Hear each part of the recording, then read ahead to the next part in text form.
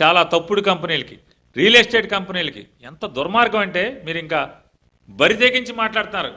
అవునయ్యా ఇస్తానయ్యా, ఎకరం గజం కాదు, ఎకరం కాదు, మొత్తం ఇస్తా 99 పైసలకి.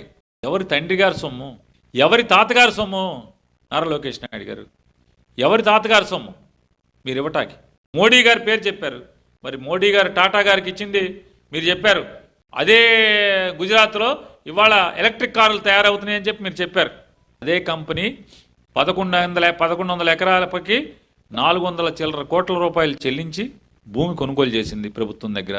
మీరేం చేస్తున్నారు? అరే గజం కాదు, ఎకరం కాదు, మొత్తం ఇస్తానని చెప్పి. ఇవాళ భారతదేశంలో రూపాయికి విలువ పడిపోయిన మాట వాస్తవమా కాదా? భారతదేశం మొత్తం మీద మోడీ గారి నాయకత్వంలో రూపాయి విలువ పడిపోతే, కానీ ఒక్క విశాఖపట్నంలో నారా చంద్రబాబు నాయుడు గారి నాయకత్వంలో ఒక్క విశాఖపట్నంలో మాత్రమే రూపాయికి విలువ పెరిగిపోయింది.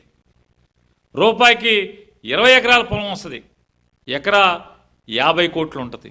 చూడండి ఎంత విలువ పెరిగిపోయిందో. ఒక్క విశాఖపట్నంలో తప్పితే భారతదేశంలో ఎక్కడ రూపాయికి విలువ పడిపోయింది అన్ని చోట్ల కూడా. కానీ ఒక్క విశాఖపట్నంలో మాత్రం రూపాయికి 100 కోట్ల మారకం వస్తుంది, భూమి వస్తుంది.